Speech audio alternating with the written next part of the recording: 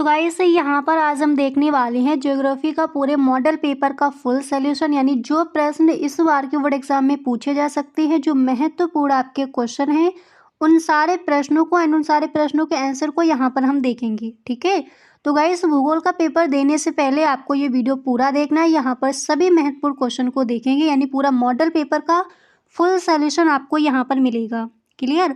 तो यहाँ पर देख लीजिए जो आपका फर्स्ट क्वेश्चन है।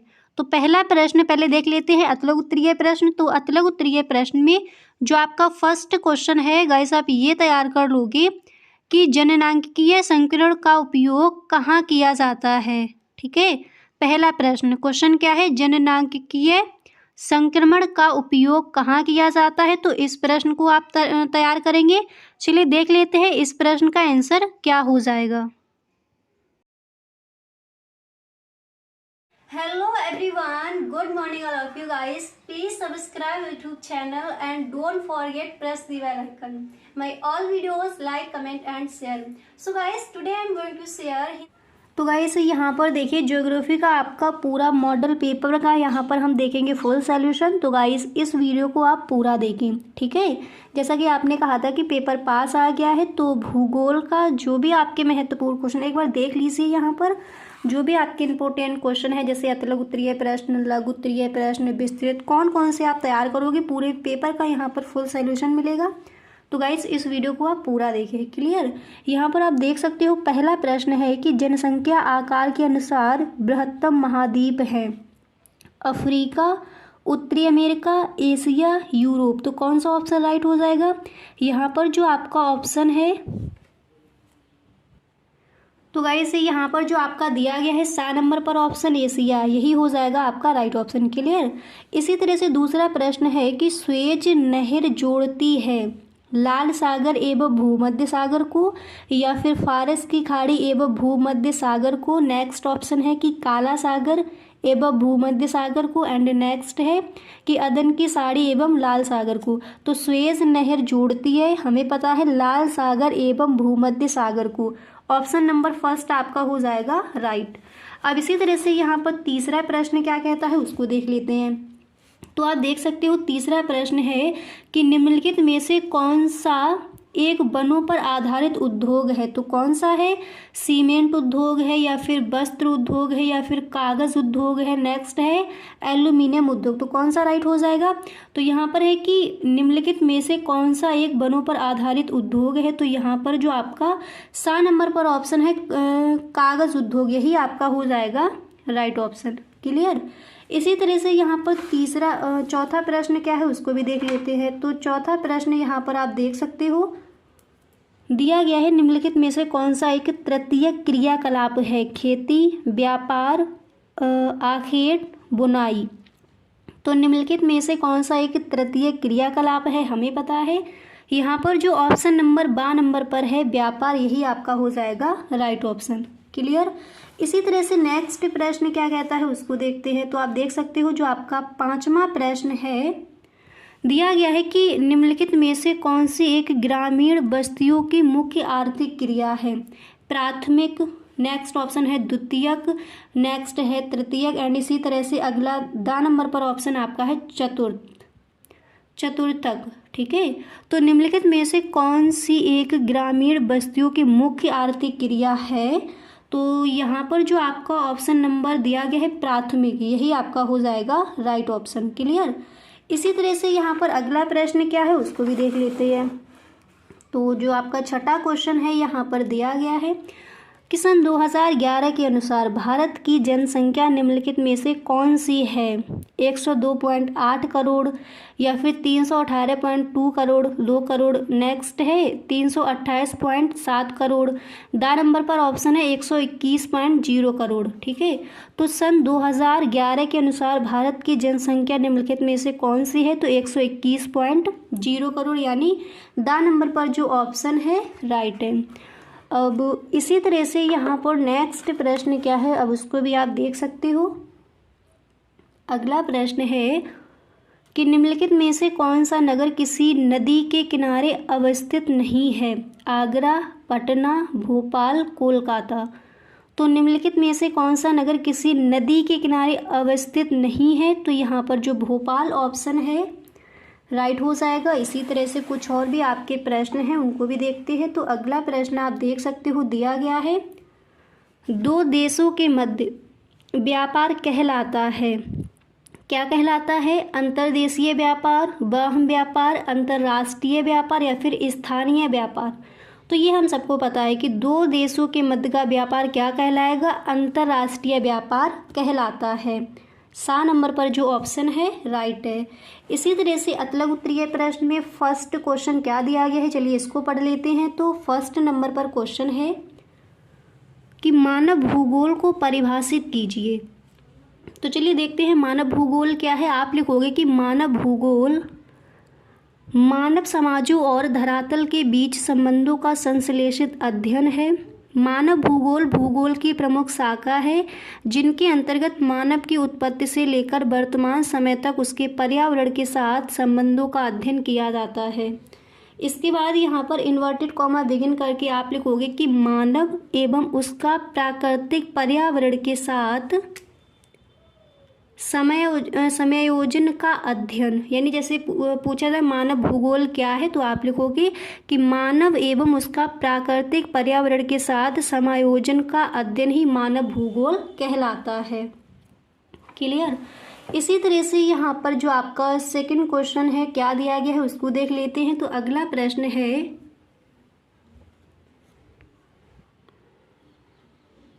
तो यहाँ पर नेक्स्ट क्वेश्चन आपका ये दिया गया है कि लिंग अनुपात कैसे मापा जाता है। चलिए इसको देखते हैं।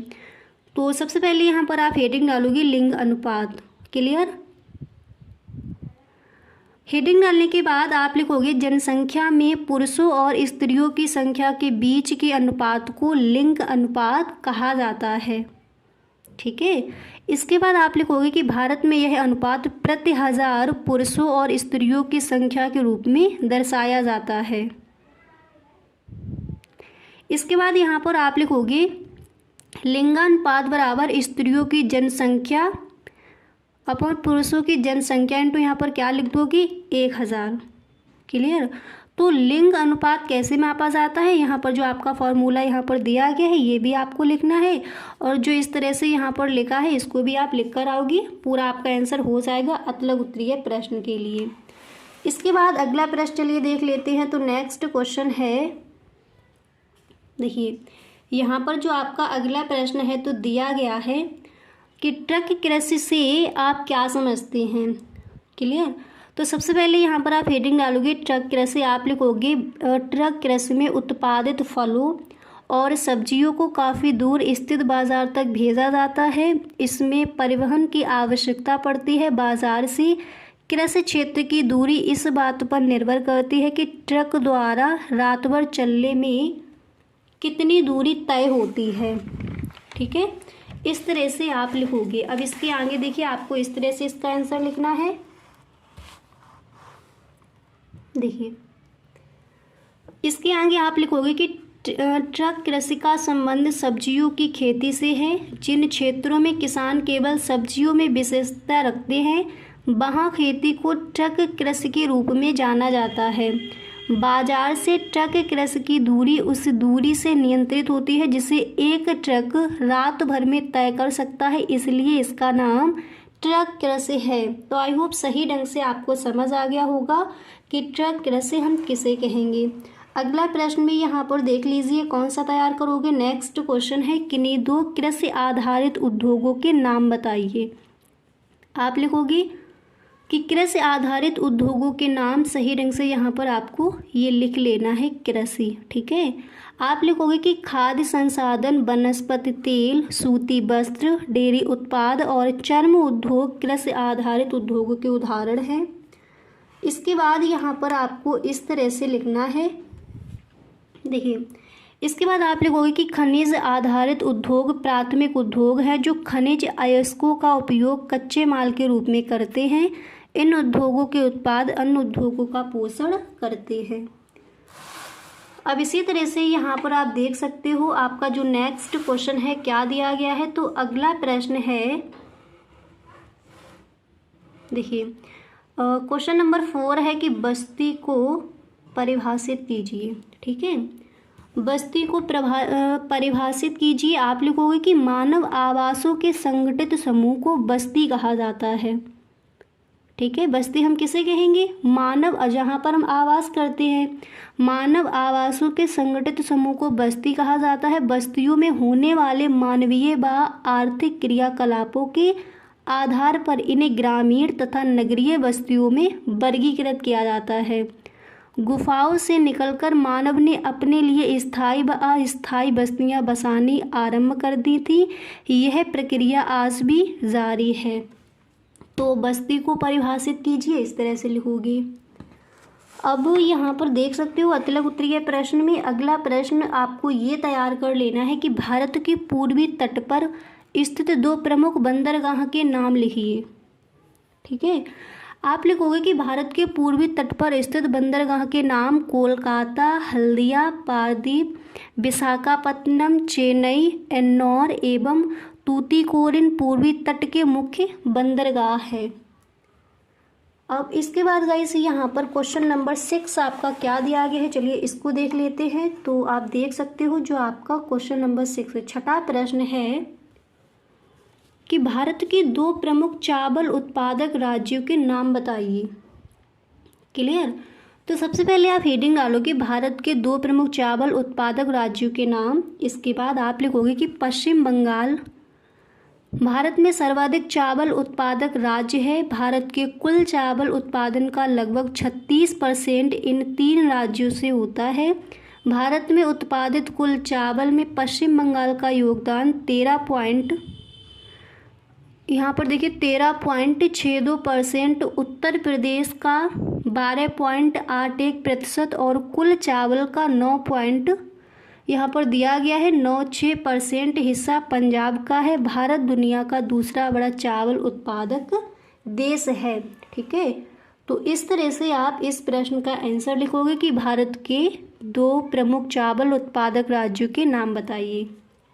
अब यहाँ पर देखिए, अब यहाँ पर हम देखेंगे कि लघु उत्तरीय प्रश्न कौन कौन से तैयार करने हैं। तो पहला प्रश्न लघु उत्तरीय प्रश्न में आपका यहाँ पर दिया गया है कि मानव भूगोल के विषय क्षेत्र की विवेचना कीजिए। ठीक है, तो मानव भूगोल के विषय क्षेत्र कौन कौन से, उनके सबकी आपको यहाँ पर विवेचना करनी है।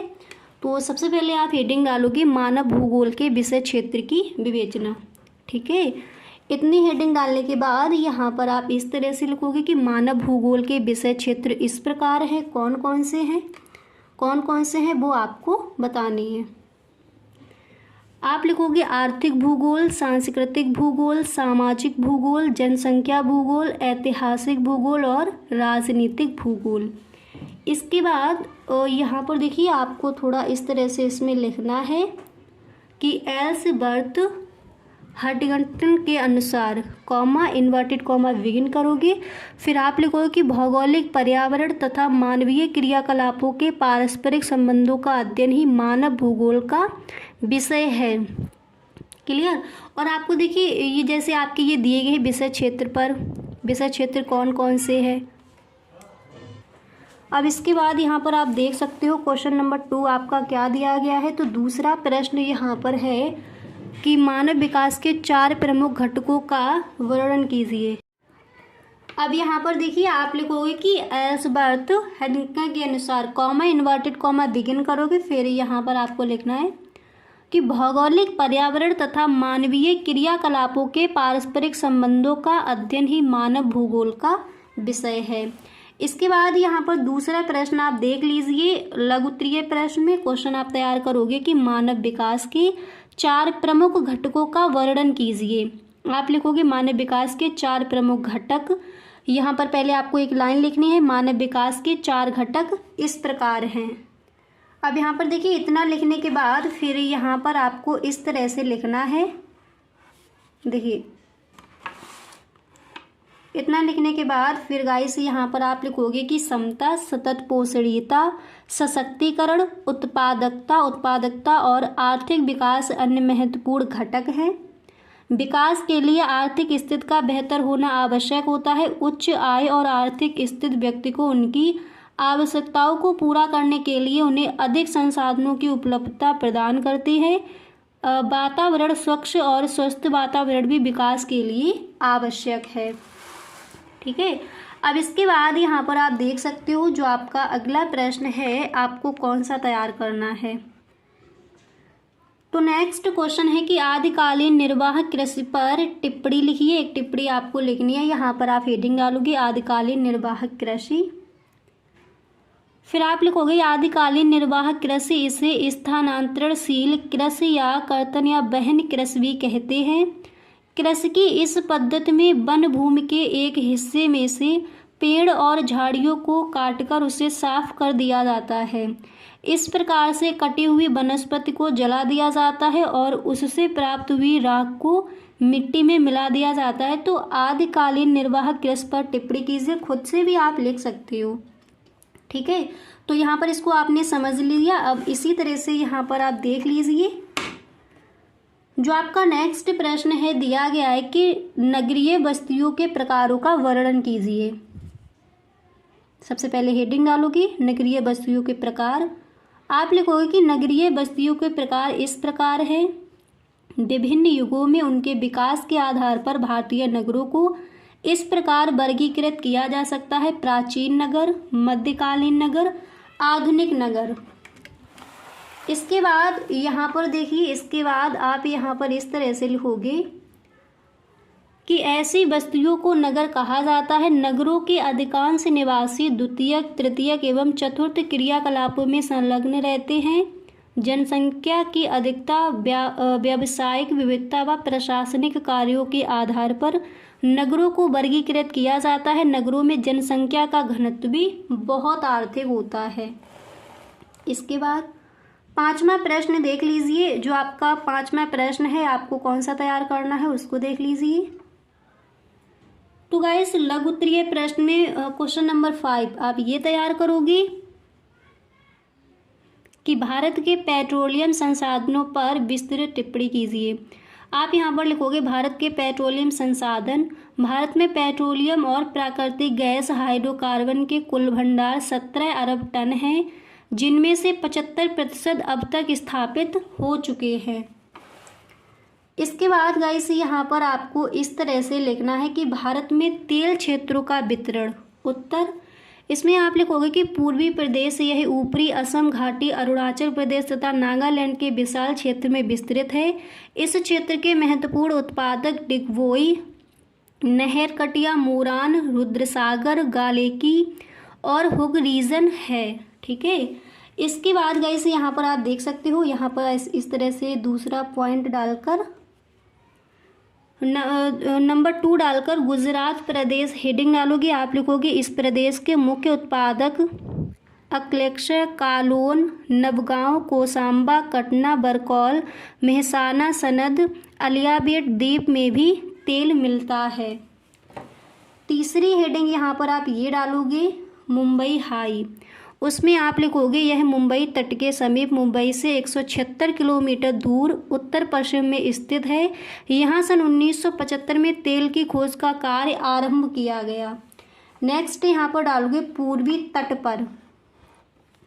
ठीक है, पूर्वी तट पर हेडिंग डालने के बाद आप लिखोगे यह प्रदेश कृष्णा, गोदावरी और कावेरी की द्रोणियों में विस्तृत है। नारीनम और कोबिलपल कावेरी द्रोणी के प्रमुख तेल क्षेत्र हैं। पूर्वी तट पर एक बार दोबारा से देख लीजिए। आप लिखोगे यह प्रदेश कृष्णा, गोदावरी और कावेरी की द्रोणियों में विस्तृत है। नारीनम और कोबिलपल कावेरी द्रोणी के प्रमुख तेल क्षेत्र हैं। इसके बाद अन्य हेडिंग डालोगी। इसमें लिखोगी कि राजस्थान के जैसलमेर व बाड़मेर जिलों में भी तेल भंडार मिले हैं। क्वेश्चन नंबर 6 यहाँ पर है कि प्रदूषण के प्रकारों की विवेचना कीजिए एवं मानव स्वास्थ्य पर उसके प्रभावों का भी वर्णन कीजिए। अब इसको देख लेते हैं। यहाँ पर देखिए गाइस, सबसे पहले आप यहाँ पर हेडिंग डालोगे। हेडिंग आपको डाली है प्रदूषण के प्रकार। प्रदूषण के प्रकार हेडिंग डालने के बाद आप लिखोगे कि प्रदूषकों के परिवहित एवं विस्तृत होने के माध्यम के आधार पर प्रदूषण को निम्नलिखित प्रकारों में वर्गीकृत किया जाता है: जल प्रदूषण, वायु प्रदूषण, भू प्रदूषण, ध्वनि प्रदूषण। अब यहाँ पर आपको थोड़ा फिर इस तरह से इसमें लिख कर आना है कि प्रदूषित वायु के कारण सूर्य के प्रकाश की मात्रा में कमी आ जाती है, जिससे पौधों की प्रकाश संश्लेषण क्रिया प्रभावित होती है। इसके बाद यहाँ पर आपको इस तरह से लिखना है कि वायु प्रदूषण से मानव का श्वसन तंत्र प्रभावित होता है और उसमें दमा, ब्रोंकाइटिस, सिरदर्द, फेफड़े और कैंसर, खांसी में जलन, गले का दर्द, निमोनिया, हृदय रोग, उल्टी और जुकाम आदि रोग हो जाते हैं। ठीक है, तो प्रदूषण क्या है, इसके प्रकार क्या हैं, आपने देख लिए। क्वेश्चन नंबर 6 देख लीजिए, कौन सा आप तैयार करोगी कि भारत के विदेशी व्यापार की विशेषताओं का उल्लेख कीजिए। लॉन्ग आंसर टाइप क्वेश्चन देख लीजिए। पहला प्रश्न है कि जनसंख्या की ग्रामीण नगरीय संगठन का वर्णन कीजिए। ठीक है, तो जो आपके विस्तृत उत्तरीय प्रश्न दिए जाते हैं, दीर्घ उत्तरीय प्रश्न, लॉन्ग आंसर टाइप क्वेश्चंस, तो उनमें कौन कौन से प्रश्न तैयार करोगे वो गाइस हम देखेंगे नेक्स्ट वीडियो में। तो गाइस अगर सच में आपको ये वीडियो अच्छा लगा है तो please tell me in the comment box, और गाइस आप इस वीडियो को एक लाइक ज़रूर कर दें, क्योंकि जैसा कि आपने कहा था कि आपको ज्योग्राफी में जो आपके महत्वपूर्ण क्वेश्चन है वो आपको बताया जाए, तो वो वीडियो आपके लिए लेकर आए हूँ। तो इसी तरह से गाइस आपको भी थोड़ी हेल्प करनी होगी, इस वीडियो को आप एक लाइक ज़रूर करें। Okay, thank you so much.